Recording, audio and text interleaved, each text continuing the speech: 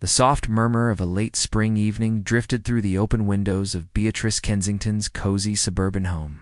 At 62, Bea moved with the quiet grace of someone who had found rhythm in routine, each step a testament to decades spent nurturing young minds. Her silver-streaked hair was often secured in a sensible bun, and her clothes, though always neat, prioritized comfort and practicality. She was, to many, the embodiment of a beloved elementary school teacher, a steady, reassuring presence. But tonight, a different kind of quiet settled over Bea, a stillness born from a profound simmering hurt. She was preparing for her husband, Richard's 40th college reunion, an event she usually approached with a mixture of dutiful attendance and quiet pride in his accomplishments. Richard, a successful real estate developer, always shone in these settings, a fact Bea had long accepted, even encouraged. Yet a casual remark he'd made earlier that day had pricked a wound she didn't realize was still open. A wound that whispered of unacknowledged sacrifices in a life quietly overshadowed. As she folded his crisp suit shirt, a familiar ache settled in her chest. She had always been just Bea, the supportive wife, the devoted mother, the beloved teacher. But tonight, something was different. Tonight, Bea Kensington was about to remind everyone, especially Richard, that just a teacher was far from just. Before we jump back in, tell us where you're tuning in from, and if this story touches you, make sure you're subscribed, because tomorrow I've saved something extra special for you. The scent of roasting chicken, Richard's favorite, wafted from the kitchen as Bea meticulously ironed his cummerbund. Each smooth stroke a practiced motion honed over 35 years of marriage, her hands calloused from countless hours of grading papers and guiding tiny hands, moved with an almost automatic precision. Richard, ever the whirlwind of self-importance, was in his study, booming into the phone about some lucrative deal. He'd barely noticed her since he walked in, consumed by the upcoming reunion. It wasn't unusual. Richard had always been a man of grand gestures and even grander ambitions. Bea had admired it once, found his drive captivating. Now, it often felt like a force field, deflecting anything that wasn't directly related to his professional ascent. She loved him, of course. Their life together, while not always a fairy tale, had been solid, predictable. He was a good provider, a respectable figure in their community. But over the years, the quiet spaces in their marriage had grown wider, filled not with comfortable silence, but with the echo of unsaid things. Earlier that morning, the sting had come from an unexpected place. Bea had suggested they carpooled with their longtime friends, Charles and Eleanor, to the reunion. Charles was a retired architect, and Eleanor, a vibrant former art gallerist, always made these events more bearable. Richard had chuckled, dismissively waving a hand. Eleanor and Charles want to talk shop with me. We're going to discuss the new development project. You'd just be bored. Besides, he'd added, almost as an afterthought, not looking up from his phone, it's mostly my colleagues and their wives there. You're just a teacher, dear. Not much common ground for you. The words, just a teacher, had landed like a tiny poison dart. It wasn't the first time he'd used a similar phrase, always with that air of benign dismissal. As if her entire life's work, her passion, her very identity, could be summed up and categorized as something secondary. He hadn't meant to be cruel. He knew that. Simply didn't see. He didn't see the countless hours she poured into lesson plans, the late nights spent researching new teaching methods, the emotional labor of guiding children through their first heartbreaks and triumphs.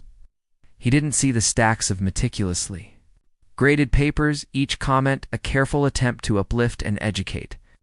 He certainly didn't see the years of self-funded professional development, the workshops she attended during summers, the way she had constantly adapted her curriculum to meet the ever-evolving needs of her students and the demands of the modern educational landscape. Bea had started her career teaching during a time when chalkboards were cutting edge and the internet was a distant whisper. Over the decades, she had embraced every technological shift, mastering interactive whiteboards, online learning platforms, and digital collaboration tools. She'd spent her summers not on lavish vacations like Richard's colleagues, but immersed in professional development courses, earning advanced certifications in educational leadership and curriculum design. She was, in fact, a celebrated figure in local education circles, often consulted by the school district for her innovative teaching strategies and her uncanny ability to connect with even the most challenging students. She had quietly authored a widely used textbook on elementary science education, fact Richard vaguely knew but had never truly acknowledged, dismissing it as a little project. He certainly didn't know the textbook had been quietly optioned by a larger educational publisher and was generating a modest but steady stream of royalties. He definitely didn't know the full extent of the investments she had meticulously built over the years from those royalties and careful savings. The phrase, "just a teacher," carried a dismissive weight, an undercurrent of her profession being somehow less substantial, less important than his world of multi-million-dollar deals and towering skyscrapers.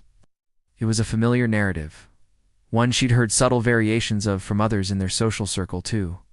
The wives of lawyers, doctors, and developers would politely inquire about her work, their eyes glazing over the moment she mentioned lesson plans or parent-teacher conferences, swiftly steering the conversation back to their husbands' impressive achievements. Bea had grown accustomed to fading into the background, a supporting character in Richard's grand narrative.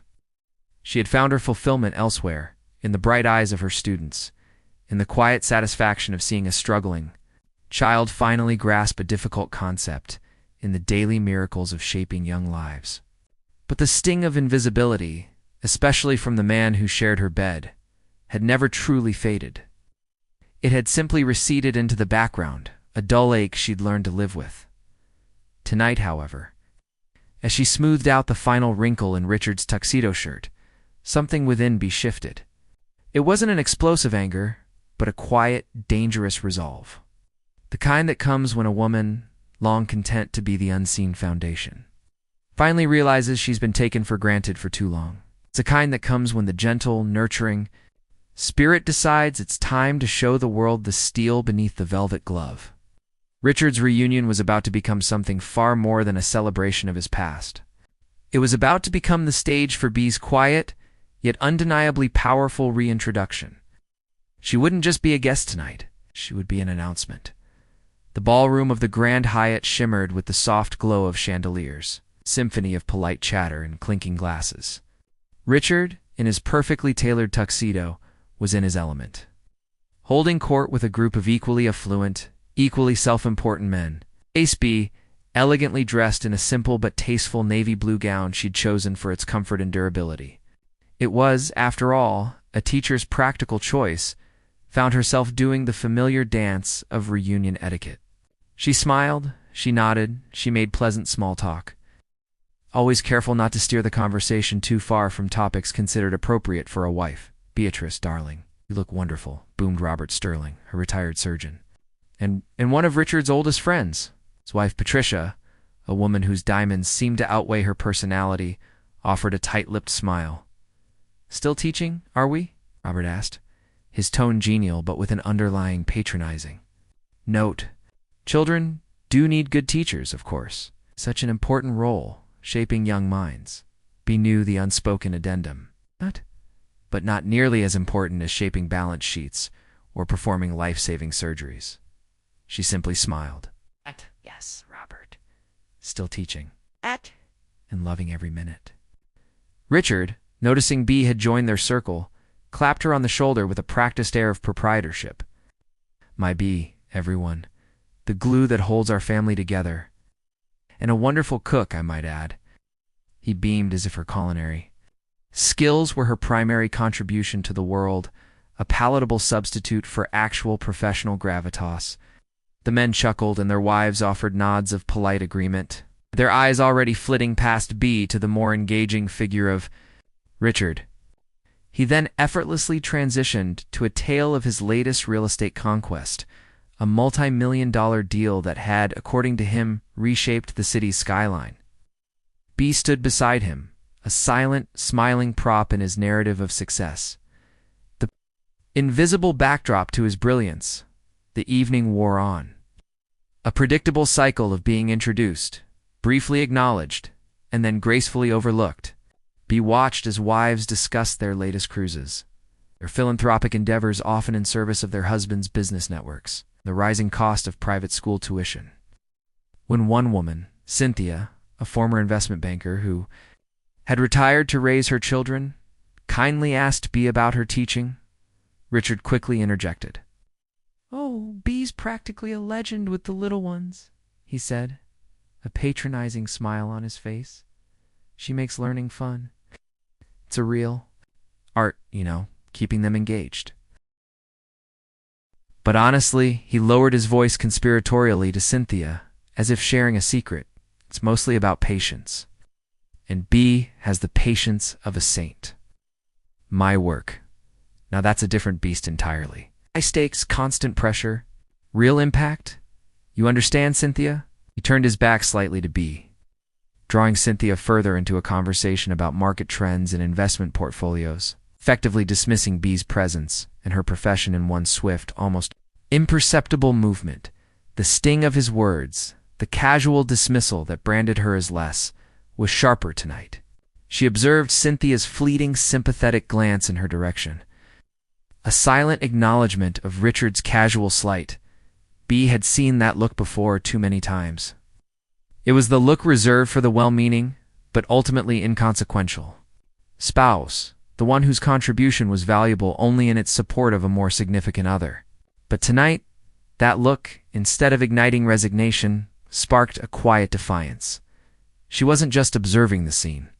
She was analyzing it, noting the patterns of interaction, the subtle cues of power and dismissal. This wasn't just a reunion. It was a microcosm of the very narrative she was determined to dismantle. Later, as Richard was deep in conversation with the university president, Bea found herself at the periphery of another group. One of the women, Margaret, a sharp-eyed former litigator, was discussing her son's recent struggles with elementary school math. "It's impossible to get them to focus these days," Margaret sighed. "His teacher just doesn't seem to grasp how bright he is. Just needs a bit of a push. I wish they had more dynamic leadership in the schools, Someone who really understands strategy, not just story time." Richard, overhearing, turned, a smile already forming on his lips, oblivious to the subtle jab at Bea's profession. "Margaret, you're so right," he interjected, stepping closer. "It's a different world now. Education needs a complete overhaul, I tell you. What we need are people with real business acumen, people who understand efficiency and return on investment. Not just, career teachers who've been in the system too long. They mean well, of course, but they lack the vision for real change." He paused. Then, as if realizing Bea was standing right there, added with a strained chuckle, "No offense, dear. You're different. You actually care." The room seemed to spin for a moment. "No offense, dear." The words were meant to soften the blow, to cordon her off from the general criticism, but they only amplified the insult. He had not only belittled her entire profession, but had done so in front of her, implicitly including her in the very group he deemed lacking. The casualness, the utter lack of awareness of the wound he was inflicting was almost breathtaking. Bea felt a wave of icy calm wash over her. This was it. This was the moment. The culmination of years of quiet erasure. Her hands, which had been clasped tightly behind her back, loosened. A small, almost imperceptible smile touched her lips. She met Richard's gaze, a gaze that held a flicker of amusement and slight discomfort, as if he knew he'd said something slightly impolitic, but was confident she'd brush it off, as she always did. But not tonight. The air in the ballroom seemed to thicken, the chatter suddenly muted, as if the universe itself was holding its breath. Richard, oblivious, continued to pontificate on the failings of the local education system, his voice resonating with an unearned authority. "It's truly a shame," he declared, gesturing expansively with his glass of champagne, "that our school district is so behind the times. They need new leadership, fresh ideas, real capital investment. Someone with vision to shake things up. Someone who understands how to make a real impact, not just incremental changes." Frankly, I wouldn't invest a dime in that antiquated system until there's a complete overhaul. His words were met with murmurs of agreement from his small, sycophantic audience. Their heads nodding in unison. Bea took a slow, deliberate breath. Her heart was no longer pounding with hurt, but with a quiet, exhilarating anticipation. She straightened her shoulders, a movement so subtle, yet so profound, it seemed to alter the very energy of the room.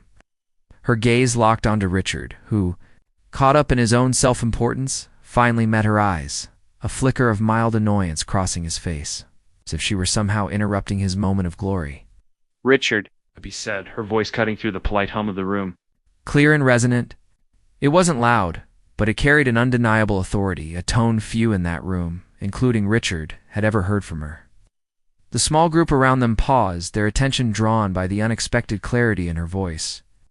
Richard frowned slightly, a faint blush rising on his cheeks, irritated by the interruption. "Yes, dear," he replied, his tone laced with impatience. "Is there something you need?" He was already turning back to Margaret, poised to resume his grand pronouncements. "Actually, yes," Bea continued, stepping forward just a single, confident step that seemed to shift the entire balance of power in the circle.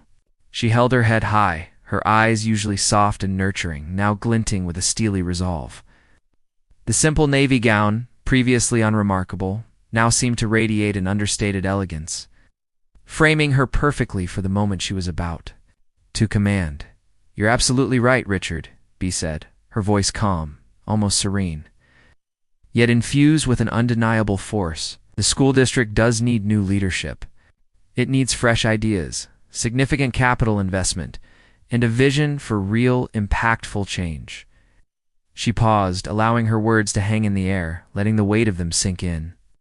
Richard looked at her, bemused, perhaps wondering if she was about to launch into a polite defense of her profession, a familiar, easily dismissible tactic. His friends shifted uncomfortably, sensing a subtle tension but unsure of its origin. Then, Bea's smile widened, no longer soft, but a triumphant, knowing curve of her lips. She reached into her small clutch bag, a simple accessory that now seemed to hold the weight of destiny. With unhurried grace, she pulled out a single, official-looking document. It wasn't a bank statement or a job offer. It was far more impactful, more audacious, more profoundly shocking.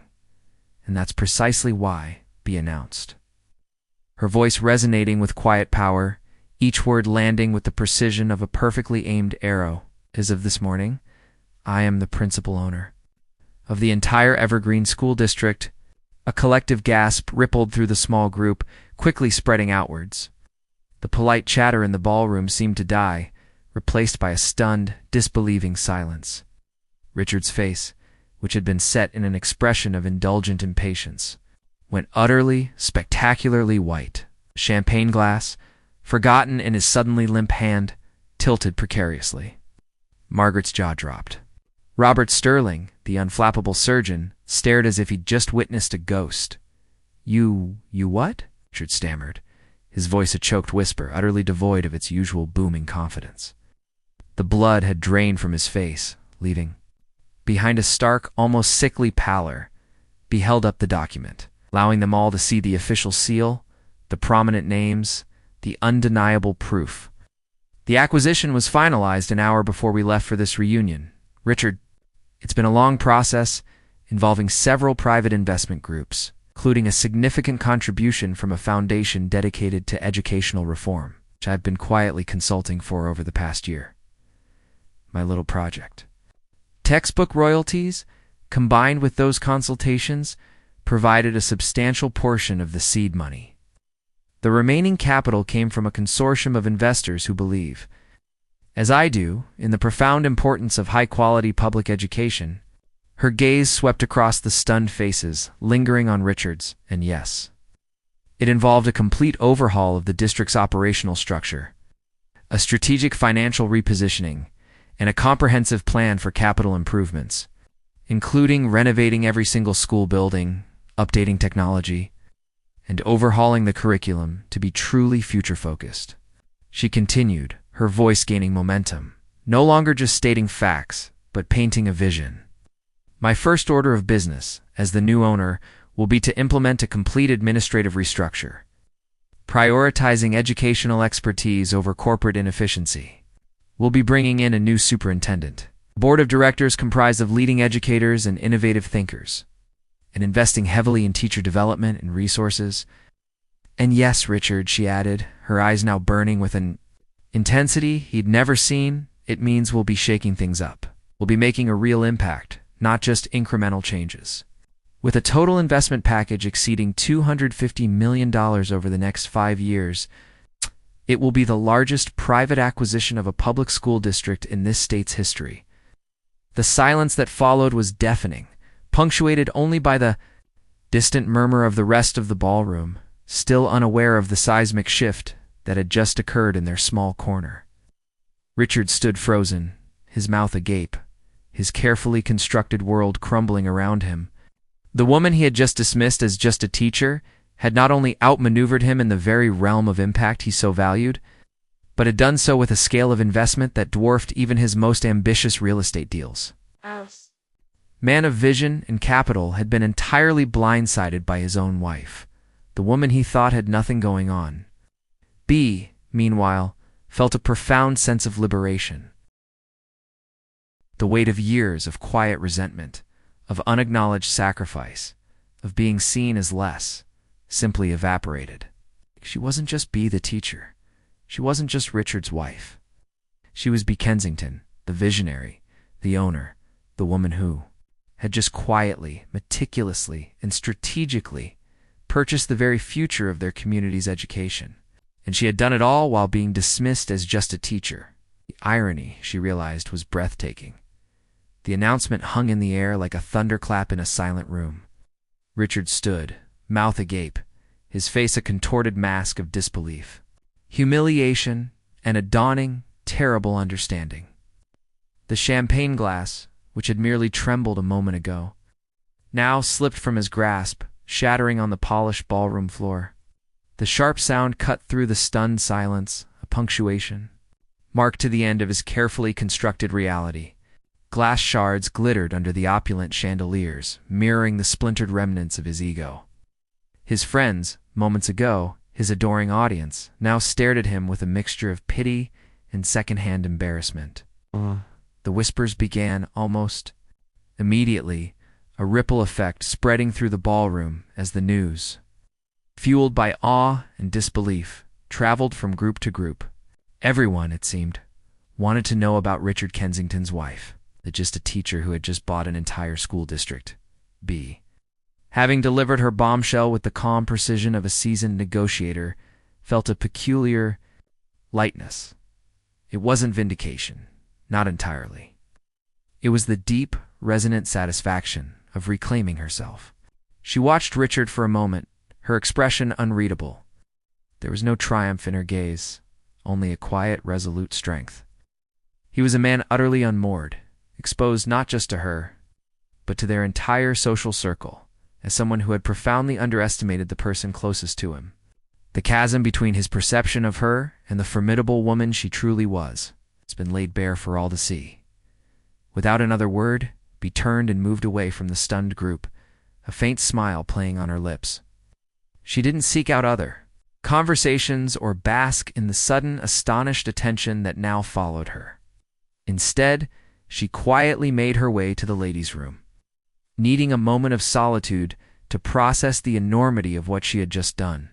She locked the door behind her and leaned against the cool marble counter, taking a deep, shuddering breath.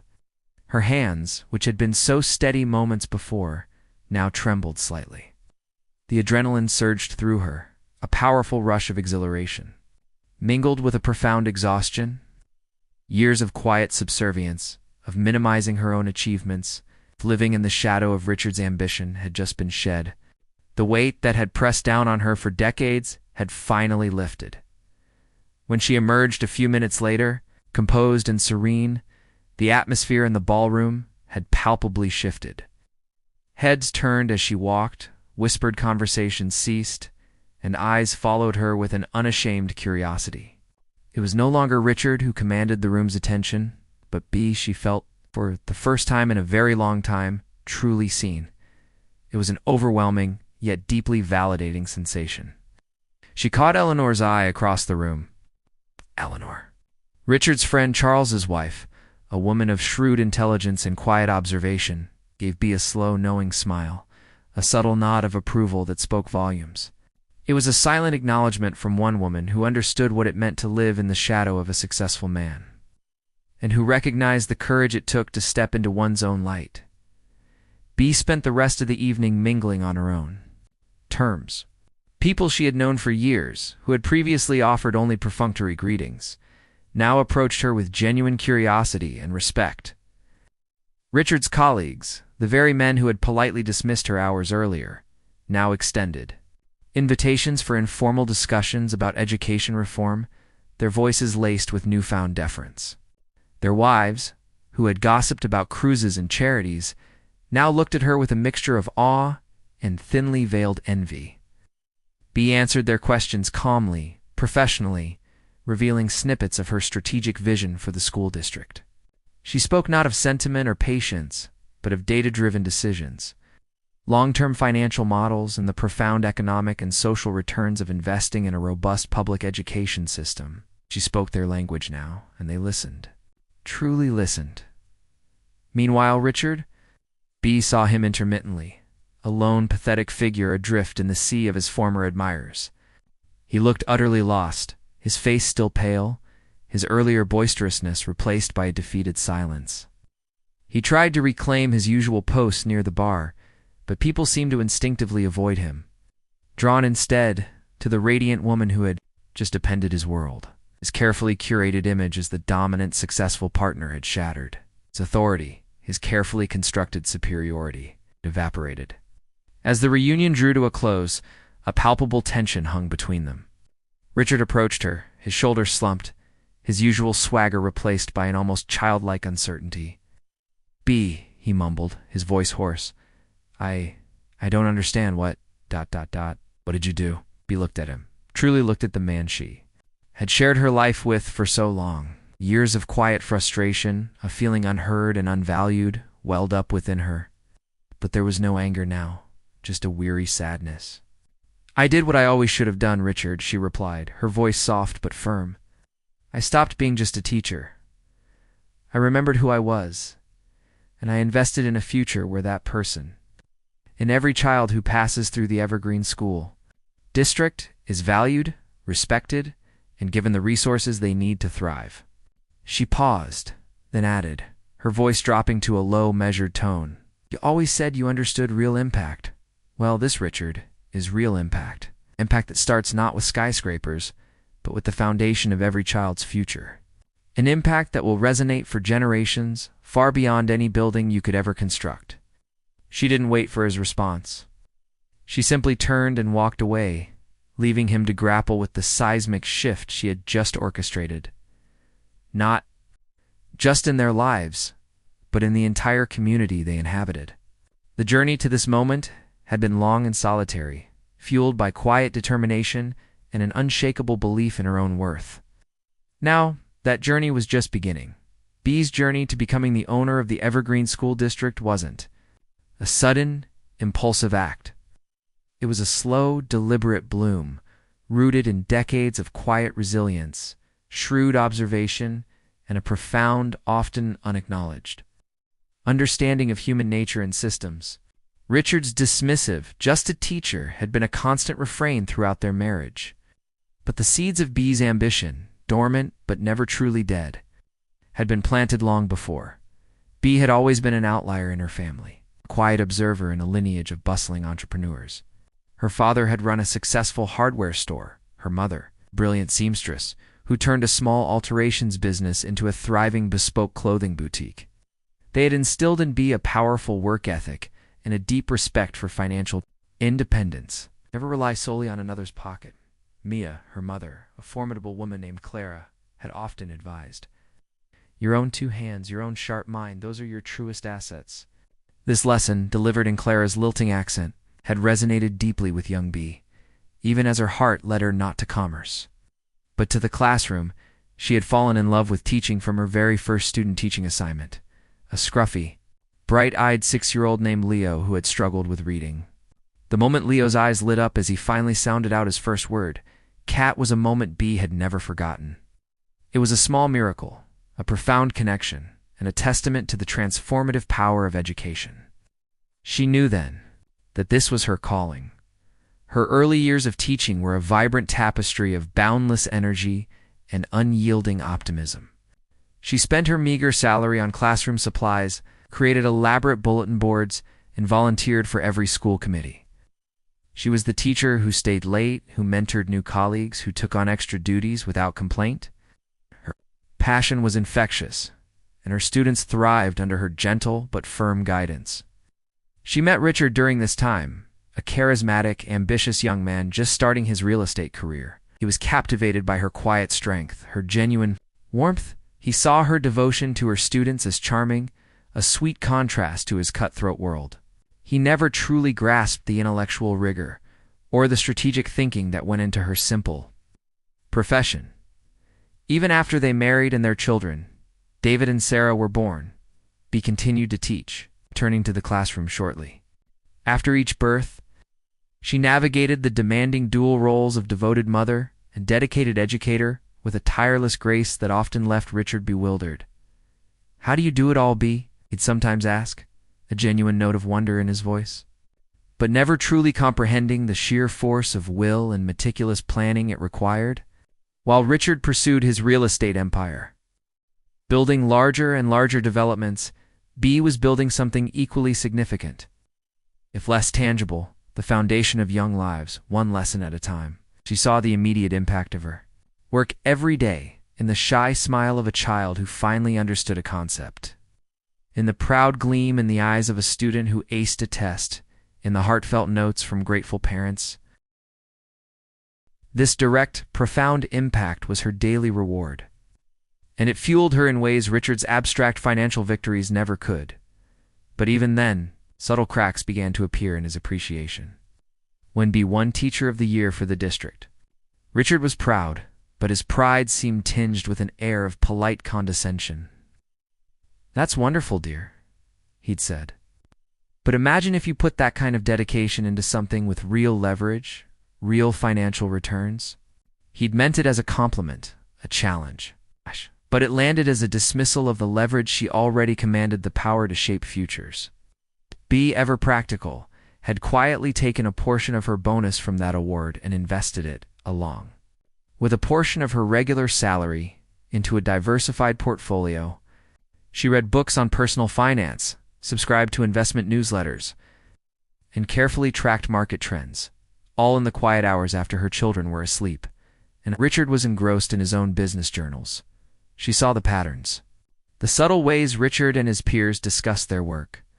It was always about scale, about money, about visible achievement. Her achievements, however profound, were largely invisible to their world, confined to the classroom, the school, the home.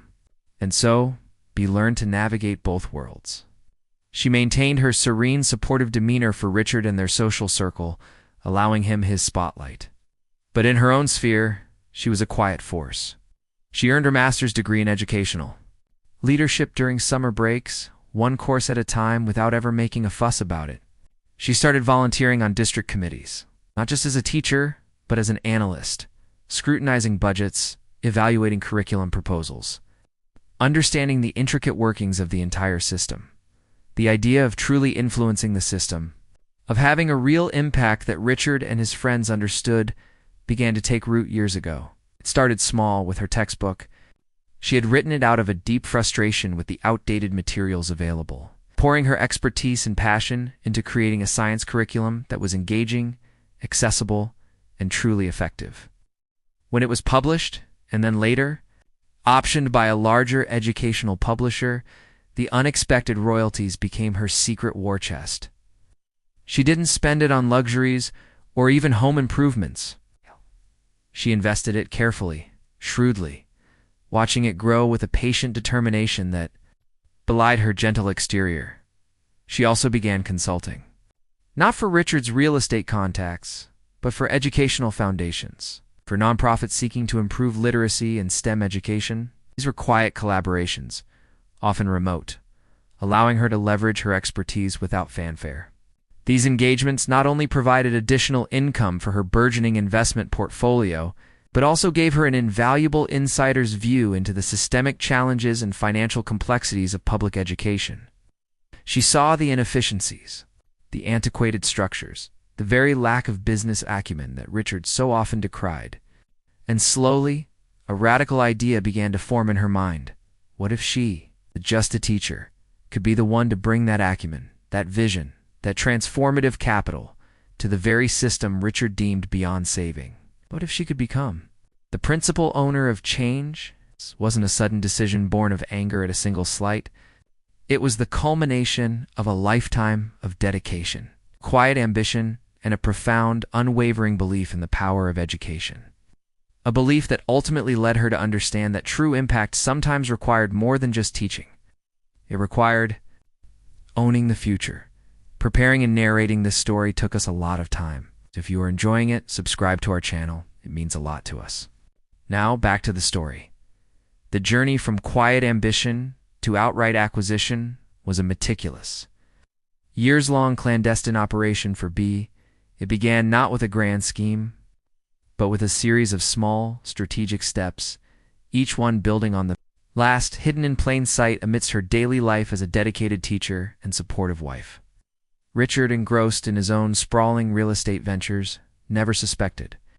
He saw her late nights as grading papers, her weekend absences as teacher, workshops, her hushed phone calls as conversations with colleagues. He never imagined she was building an empire. The initial seed money, as mentioned, came from her textbook royalties.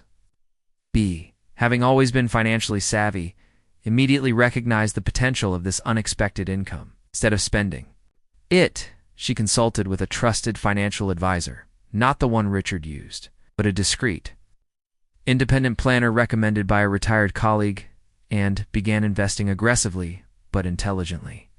She diversified her portfolio, focusing on growth stocks, educational technology companies, and even some strategic real estate investments, though never directly competing with Richard's areas, ensuring her secrecy. She attended online seminars on wealth management and corporate finance, absorbing complex concepts with the same rigorous focus she applied to lesson planning. Her mind long honed by the intricacies of curriculum development and student psychology, proved equally adept at understanding market trends and financial leverage. Her consulting work for various educational foundations became increasingly significant. These were not casual volunteer roles, but paid positions requiring deep analytical skills and strategic insight. She was tasked with evaluating grant proposals, assessing the effectiveness of educational programs, and even developing long-term financial sustainability plans for struggling schools. This gave her unparalleled access to data, to the inner workings of educational systems, and to a network of high-level philanthropists and educational reformists who shared her vision. She cultivated these relationships carefully, building trust, and demonstrating her unique blend of pedagogical expertise and practical financial acumen.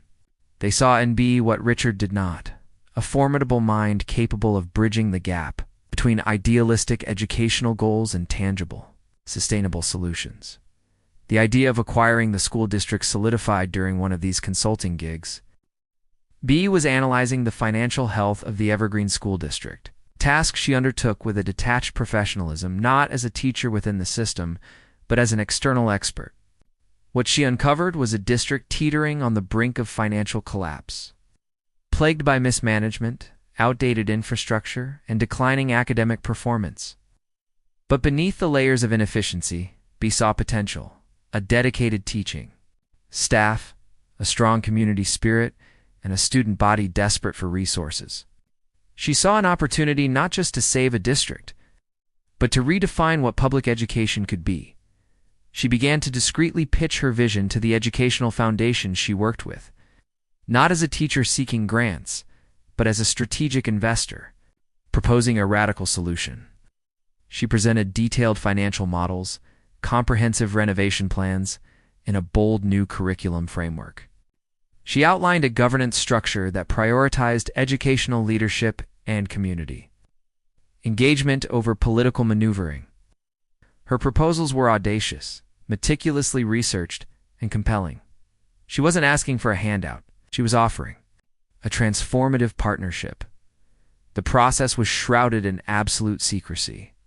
B created a shell corporation, a complex web of holding companies and trusts, all managed by her trusted financial advisor and a team of lawyers specializing in discrete acquisitions. She conducted meetings in distant cities using vacation days or teacher conference excuses to cover her tracks. Richard, meanwhile, was far too preoccupied with his own empire building to notice the quiet empire his wife was constructing under his very nose. He would sometimes comment on her increased busyness, attributing it to her dedication to her students, a narrative she subtly encouraged. The negotiations were protracted and complex, involving multiple stakeholders, the struggling districts, board, wary bondholders, local government officials, and the consortium of private investors B had assembled. B, drawing on decades of experience navigating the often emotional landscape of parent-teacher conferences and school board meetings, proved to be an unexpectedly formidable negotiator. She was calm under pressure, incisive in her arguments, and utterly unyielding when it came to her core vision for the district. She knew when to listen, when to compromise, and when to hold firm. Her empathy for the children and teachers was genuine, but her business acumen was sharp, leaving no room for sentimental concessions that would jeopardize the long term health of the district. The final deal was a masterclass in strategic acquisition. B, through her shell corporation, an investment consortium, acquired the majority of the district's outstanding bonds and debts, effectively taking control of its financial future. She then structured a complex public-private partnership with her newly formed entity, Evergreen Educational Innovations, becoming the principal owner and operator of the district, responsible for its entire management, financial oversight, and strategic direction. The existing school board transitioned into an advisory role, ensuring community representation while B's team took the reins of operational control. The official documents signed just hours before Richard's reunion represented not just a financial transaction, but a quiet revolution orchestrated by the woman he considered just a teacher.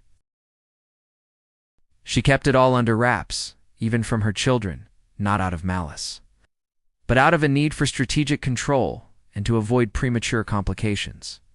She wanted the announcement to be on her terms, at a moment that would resonate the most powerfully.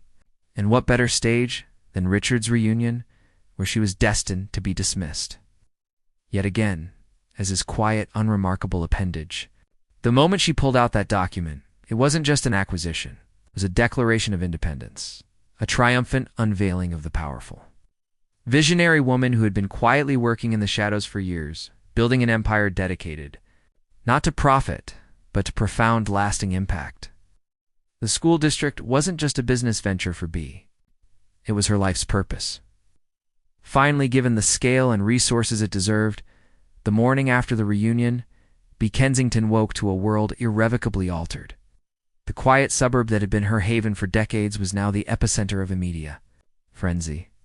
Her phone, which usually received texts about classroom updates or family errands, buzzed incessantly with calls from major news outlets, financial reporters, and educational journalists. Richard, predictably, was nowhere to be found, having likely retreated to his downtown office, attempting to contain the fallout from his public humiliation. But B was ready.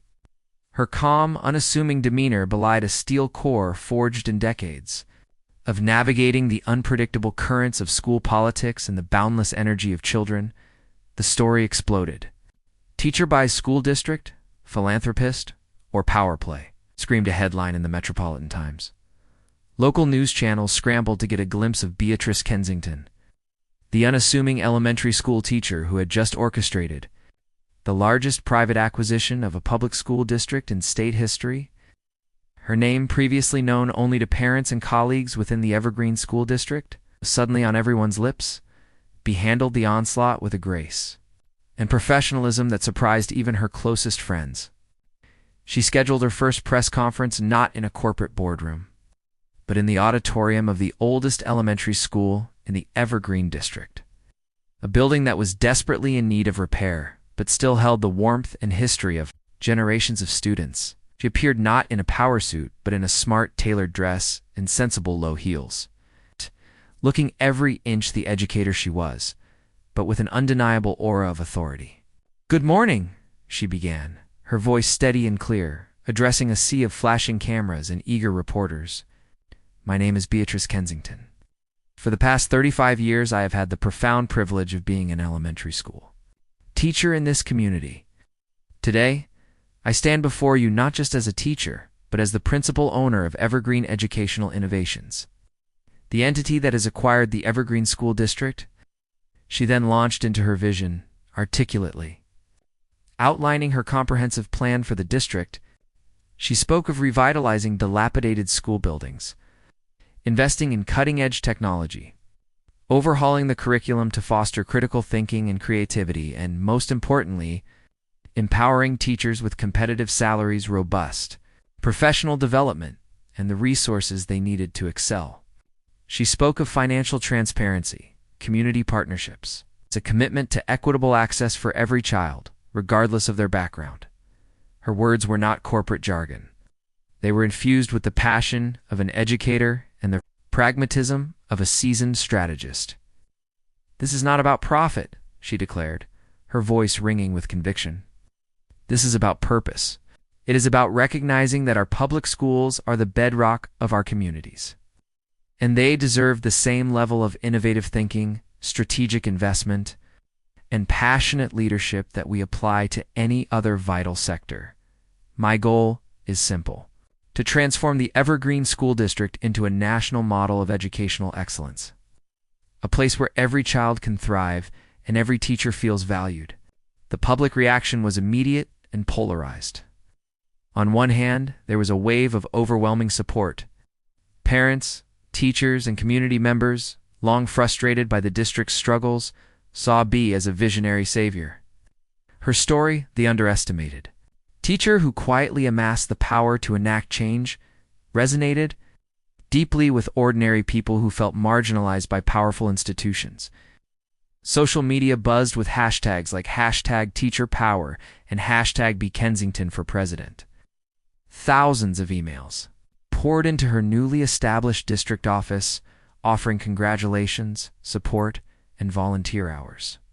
Children, bees, former students drew pictures of her as a superhero, proudly presenting them to the news cameras. On the other hand, there was skepticism, even outrage, from some corners. Critics, mostly from the political establishment and traditional educational bureaucracies, raised concerns about the privatization of public education, the potential for profit motives to supersede student welfare, and the precedent this acquisition might set. Some questioned her qualifications despite her decades of experience and her advanced degree. "What does a teacher know about running a multi-million-dollar enterprise?" scoffed one talk show pundit. "This is a dangerous experiment." Union representatives expressed cautious optimism, but also voiced concerns about job security and teacher autonomy under a private entity. Bea met these criticisms head-on, engaging in thoughtful debates, providing data, and consistently reiterating her unwavering commitment to the public good. She emphasized that her model was not about profit, but about efficiency and reinvestment. With all surplus funds flowing directly back into the district, Richard Kensington, meanwhile, had become a footnote in his wife's burgeoning legend. His real estate deals, once the subject of local headlines, were now overshadowed by the constant stream of news about Bea's educational revolution. Reporters hounded him for comments, but he remained largely silent, issuing only a terse statement about his support for Beatrice's philanthropic endeavors. The public, however, saw through the thinly veiled attempt to save face. The image of the just a teacher who had quietly outmaneuvered her dismissive husband had captured the collective imagination. Bea's life transformed overnight from quiet classrooms to high-stakes boardrooms. But through it all, she remained Bea. She still visited classrooms, still greeted students by name, still understood the profound daily challenges faced by teachers. This grounding in the reality of education, combined with her newfound power and financial acumen, made her a unique and formidable force. The media frenzy was intense, but B. Kensington, the woman who had spent years observing, learning, and quietly building, was ready for it. She was no longer invisible. She was a beacon of change, and the world was watching. The initial flurry of media tension soon gave way to the daunting reality of governance. B knew that the true test of her vision for the Evergreen School District wouldn't be in press conferences, but in the day-to-day implementation of her ambitious plans. The first 100 days were a whirlwind of challenges, skepticism, and ultimately, a series of undeniable triumphs that began to turn the tide of public opinion firmly in her favor. Her first major move was to assemble her leadership team. She appointed Dr. Evelyn Reed, a renowned educational innovator with a background in systemic reform and a shared passion for equitable education, as the new superintendent for the board of directors. She bypassed political appointees and brought in a diverse group of highly respected educators, child development specialists, technology experts, and even a retired business ethicist known for his integrity. This move immediately signaled her commitment to prioritizing expertise over politics, a stark contrast to previous district administrations. One of the most immediate and visible changes was the rapid overhaul of school infrastructure. Leveraging her significant capital and Richard's unwitting network of contractors and suppliers, B initiated a massive renovation project.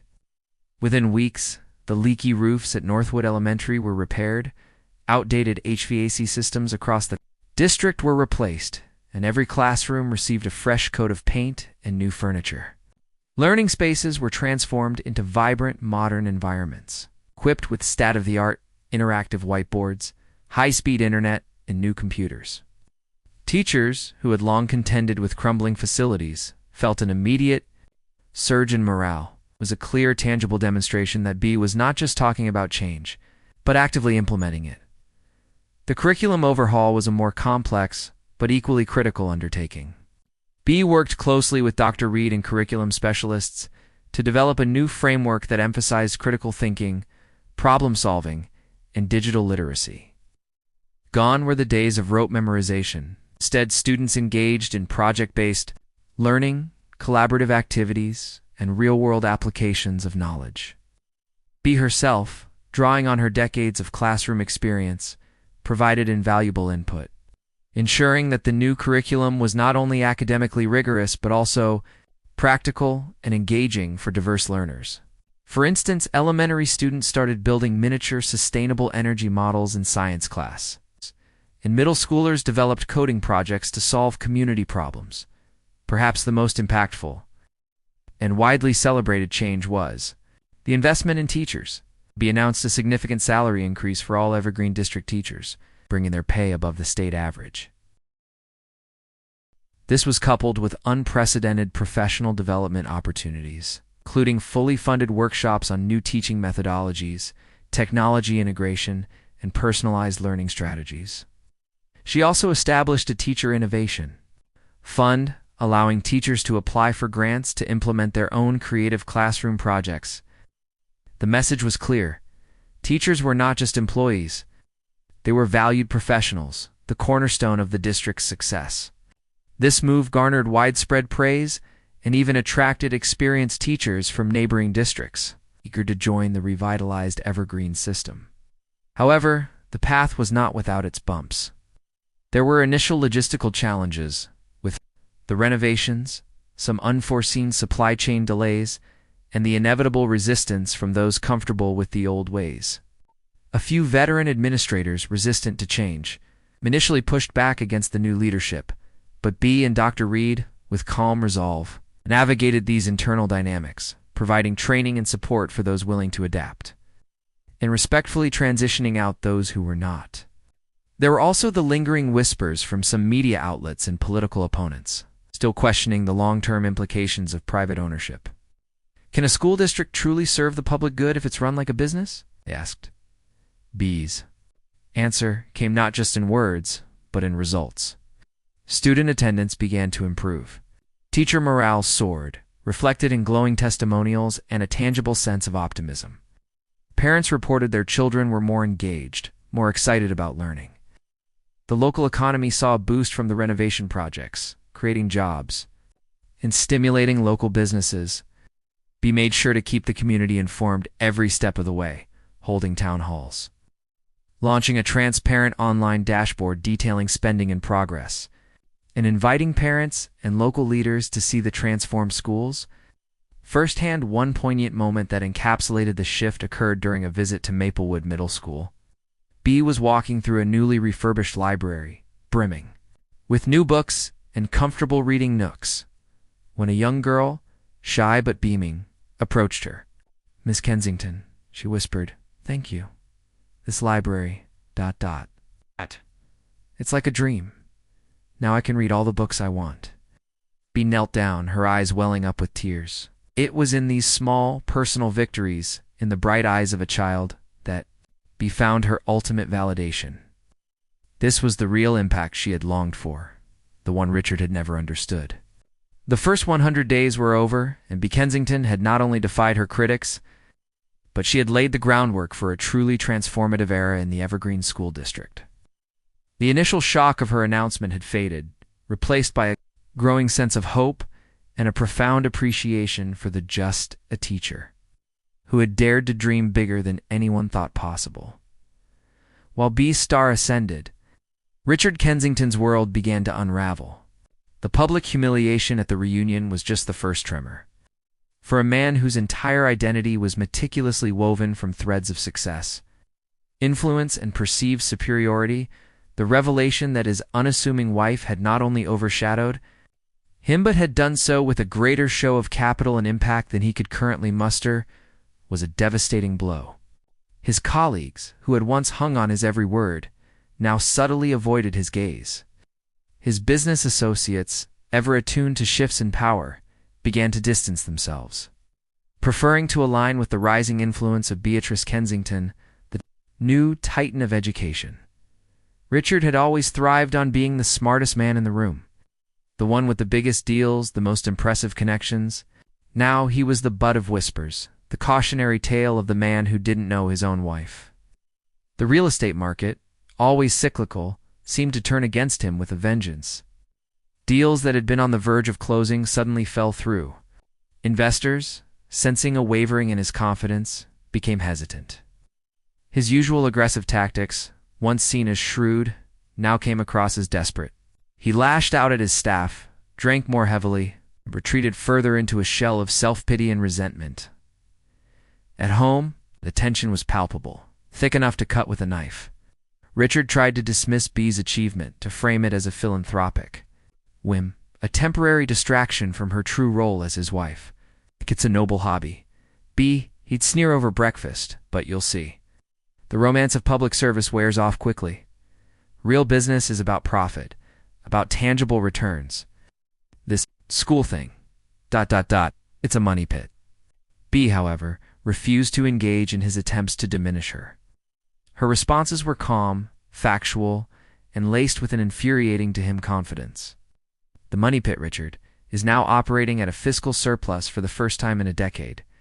Due to strategic restructuring and diversified revenue streams, and the tangible returns are measured in graduation rates, student achievement, and empowered communities, which, unlike your skyscrapers, contribute far more to societal value than mere capital appreciation." She wouldn't gloat, but she wouldn't back down either. Each precise, data-driven rebuttal chipped away at his crumbling facade. Their children, David and Sarah, caught in the crossfire, struggled to navigate the new landscape. David, 28, a budding architect who admired his father's business acumen, was initially bewildered. He had grown up seeing his mother as the steady, loving presence, the safe harbor, while his father was the captain of industry. The revelation of Bee's hidden empire and his father's subsequent decline forced him to reevaluate everything he thought he knew about success and power. He saw his mother not just as a teacher, but as a strategic genius, a quiet force who had built something profound while his father, for all his bluster, seemed to be flailing.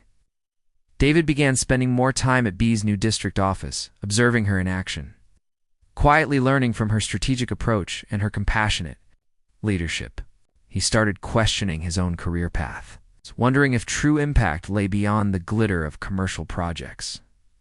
Sarah, 25, a social worker with a keen eye for justice and an innate skepticism of corporate power, was initially wary of her mother's acquisition. She worried about the implications of private ownership for public education, fearing a hidden agenda. But as she watched her mother navigate the political complexities, implement transparent policies, and genuinely uplift the teaching staff and student body, Sarah's skepticism transformed into profound admiration. She saw Bee's actions as an embodiment of her values, a quiet revolution from within the system. Sarah became her mother's staunchest public defender, tirelessly explaining Bee's vision to her own skeptical colleagues and friends. She organized community outreach events for the district, leveraging her social work expertise to bridge gaps and build trust, becoming an invaluable, if unofficial, ally. The family dinner table, once a place of comfortable routine, if often dominated by Richard's monologues, became a battleground of strained silences and thinly veiled passive aggression. Richard's bitterness festered, erupting in unpredictable outbursts. He accused Bee of intentionally humiliating him, of being deceptive for keeping her business dealings secret. He even suggested she had used his contacts, his name, to orchestrate her takeover. "Think I needed your contacts, Richard?" Bee had finally snapped one evening, her voice sharp with a rare flash of anger. "While you were chasing down another downtown office tower, I was building relationships with educational philanthropists across the country, publishing textbooks, and meticulously studying financial models. I didn't use your name, Richard. It used my brain, a brain you apparently never saw." The words hung heavy in the air. The truth of her statement, delivered with such cold precision, was devastating. David and Sarah exchanged uncomfortable glances. This was not the mother they knew, but a powerful, almost unapproachable figure, yet one they were beginning to admire fiercely. The rift between Bee and Richard deepened, becoming an unbridgeable chasm. Their marriage, already a quiet arrangement of parallel lives, fractured completely under the weight of Bee's newfound power and Richard's crushing humiliation. He resented her success, while she could no longer tolerate his arrogance or his persistent inability to see her as anything more than an extension of himself. The love that had once bound them had eroded, replaced by a mutual distrust and a profound sense of incompatibility. Richard's business continued its downward spiral. The news of his wife's acquisition, combined with his increasingly erratic behavior, scared off potential clients and partners. His firm faced mounting financial difficulties. The man who had always prided himself on his real impact was watching his own legacy crumble, largely due to his inability to adapt, to recognize, and to respect the quiet power that had been right beside him all along. He became isolated, losing the very connections that had sustained his career. The once vibrant Richard Kensington, the life of every party, was now a hollowed-out shell. Haunted by the ghost of his past glory and the stark reality of his wife's undeniable ascendancy, he was learning, in the most painful way possible, that sometimes the greatest failures stem not from a lack of talent or opportunity, but from a profound inability to see and value the strength that lies closest to you. To the once invisible woman, had with one bold stroke made his world, and his perception of it, utterly transparent. As Richard's professional and personal life spiraled, Bee Kensington's educational empire blossomed. The Evergreen School District, under her leadership, became a beacon of innovation and success. The initial skepticism from some corners of the media and the educational establishment began to dissipate, replaced by widespread acclaim as tangible results emerged. Graduation rates soared, standardized test scores significantly improved, and student enrollment, which had been in decline, for years saw a remarkable uptick. Bee's model was proving to be not just a noble experiment, but a resounding success. National news programs, once focused on the sensational story of the teacher who bought a district, now featured in-depth segments on Evergreen's revolutionary approach to public education. Bee was invited to speak at prestigious educational conferences, her once quiet voice now commanding attention from policymakers, philanthropists, and fellow educators across the country. She shared her strategic framework, emphasizing the importance of treating schools as vital community assets, investing in human capital teachers, and fostering a culture of continuous improvement and innovation. Her practical, results-oriented approach, combined with her unwavering passion for children, made her a compelling figure. She became a sought-after consultant for other struggling districts, not for personal gain, but to share her blueprint for systemic change. The Evergreen School District was awarded numerous accolades, including a prestigious national award for educational excellence, an honor that brought Bea immense satisfaction. During the acceptance ceremony, Bea stood at the podium, looking out at an audience of thousands of educators, policymakers, and civic leaders. She spoke eloquently of the dedication of her teachers, the resilience of her students, and the power of a community that believed in its children. She concluded her speech by saying, "This recognition is not for me. It is for every child who believes their dreams are within reach, and for every teacher who dedicates their life to making those dreams a reality. Because in the end, true legacy isn't measured in concrete and steel, but in the minds and hearts we help to build." The standing ovation was deafening. Her success had a profound ripple effect on her personal life as well. David, their son, inspired by his mother's unwavering commitment to purpose-driven work, made a pivotal decision. He left his architectural firm, which had primarily focused on commercial developments, and joined Bea's team, taking on a leadership role in the district's infrastructure development. He applied his architectural expertise to designing state-of-the-art, environmentally sustainable school buildings and learning spaces, working alongside his mother to manifest her vision physically. It was a partnership forged not just by blood, but by shared values and a deep respect for each other's capabilities. David found a fulfillment in building schools that he had never found in designing corporate offices. Sarah, their daughter, also became more deeply involved. She spearheaded the district's new community engagement initiatives, developing programs that connected schools with local businesses, nonprofits, and families. Her social work background provided invaluable insight into the needs of the community's diverse student population, ensuring that Bea's ambitious plans were inclusive and culturally responsive. She created mentorship programs, after-school enrichment activities, and parent resource centers that transformed schools into true community hubs. The Kensington children, once defined by their father's legacy, were now actively contributing to their mothers, forging their own paths while building something profound and meaningful. Richard, meanwhile, watched all of this from the sidelines. His own venture is floundering. The media had largely forgotten him, or, if they mentioned him, it was always in relation to Beatrice Kensington's estranged husband. His company faced bankruptcy, his assets were diminishing, and his once lavish lifestyle was crumbling. He had lost the respect of his peers, the admiration of his children, and ultimately, his sense of self. One afternoon, months after the reunion, Richard called Bea. His voice, usually booming, was now weak, almost pleading. "Bea," he began, I need your help. My company, it's falling apart. I don't know what to do."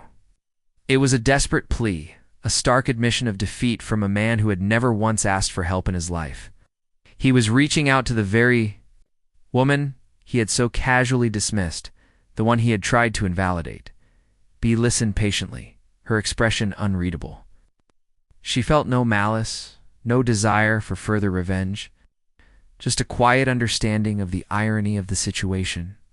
The man who had once lectured her about real impact and tangible returns was now facing the collapse of his own definition of success and turning to the just a teacher for salvation.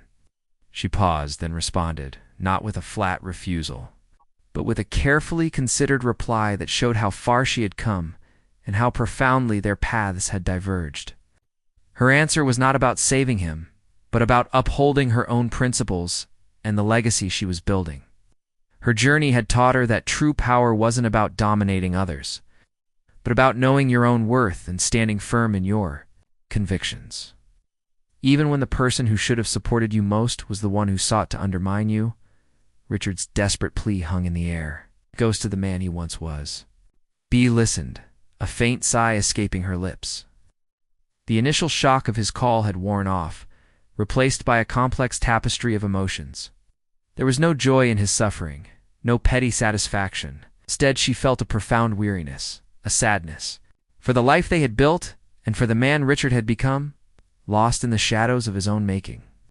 "Richard B.," said, her voice gentle but firm, "I can't bail out your company. My financial resources are fully committed to the Evergreen School District. My focus is entirely on education." She heard his frustrated sigh, his attempt to argue, but she cut him off. "However," she continued, "I can offer you something different. I can connect you with excellent restructuring specialists, financial advisors who understand distressed assets, and even some career counselors who might help you pivot. I will not personally intervene, but I will not see you utterly ruined if you are willing to genuinely accept help and rebuild your life on a foundation of integrity and perhaps a little more humility." Silence on the other end of the line spoke volumes. He was furious, yet desperate. B knew he would not accept her offer of professional, detached assistance. He had always wanted to be rescued, to be given a solution, not to be guided through the arduous process of self-reconstruction. He saw her success as an affront, not as an example. The call ended soon after, a final, quiet dissolution of their financial interdependence.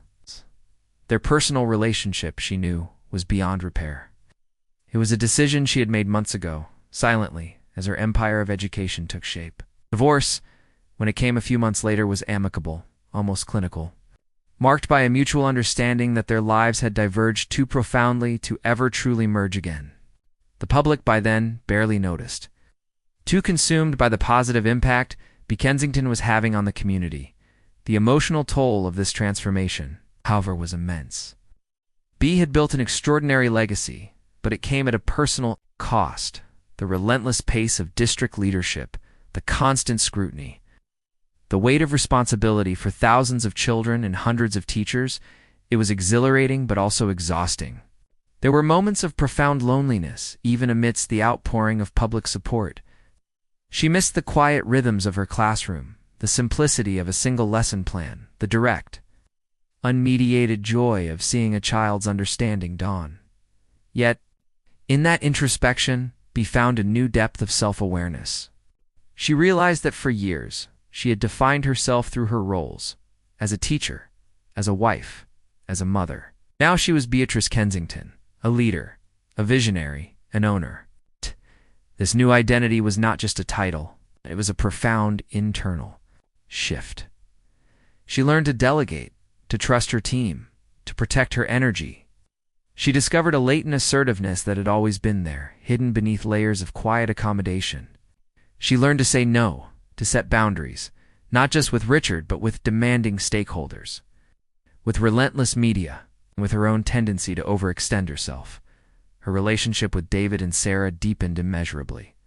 They saw her, not just as mom, but as a professional peer, a mentor, a trailblazer. Their admiration was untainted by the bitterness that had consumed Richard. They sought her advice, shared their own professional challenges, and found in her a source of immense inspiration. B, in turn, learned to rely on them, recognizing their unique strengths and insights. David's architectural genius and Sarah's community-building expertise became indispensable to the district's success, forging a powerful family legacy rooted in service and shared purpose. Their relationship evolved into a mature, multifaceted bond built on mutual respect and genuine affection. Rather than the old dynamics of parental authority, B also rediscovered passions she had long set aside. She started painting again, a hobby she had abandoned in the busy years of teaching and motherhood. She joined a book club, engaging in lively discussions about literature and philosophy. She cultivated new friendships, people who saw her not just for her power or her past, but for the witty, insightful, and compassionate woman she truly was. She traveled, not on duty, but for pleasure, exploring new cultures and finding inspiration in unexpected places. These moments of personal rejuvenation were vital. reminding her that her worth extended far beyond her professional achievements. In quiet moments, Bea would reflect on Richard's "just a teacher" comment. It no longer stung. Instead, it served as a powerful reminder of how profoundly misguided perceptions can be. She hadn't just bought a school district. She had bought her own freedom, her own voice, and her own profound sense of purpose. She had transformed the very insult into her greatest strength. She had shown the world, and more importantly, herself, that just a teacher could be the most powerful, impactful force of all. The personal cost was real, the sacrifices undeniable, but the growth, the profound sense of living authentically, made every challenge worthwhile. She had redefined success, not just for herself, but for countless others who had once felt unseen, unvalued, or just something. Years passed, and the Evergreen School District, under Beatrice Kensington's continued leadership, solidified its reputation as a national exemplar for public education. It became a model cited in academic papers, a destination for educational tourists, and a source of immense civic pride. Bea, at 67, remained as engaged and visionary as ever, though. She had wisely built a robust leadership team, including her children, to manage the day-to-day operations. Her role evolved into that of a guiding force, a strategic advisor, and an inspiring public figure. The schools were vibrant hubs of learning and creativity. The original dilapidated buildings now stood as modern marvels, yet still retained their historical charm, a testament to David's architectural brilliance. Classrooms buzzed with cutting-edge technology and innovative teaching methods. The district boasted top-tier academic results, robust arts and sports programs, and a profound sense of community, fostered by Sarah's tireless work. Teachers, compensated fairly and supported generously, viewed Evergreen as a dream workplace. A place where their passion was truly valued. Bea found a profound sense of peace and fulfillment in this new chapter of her life.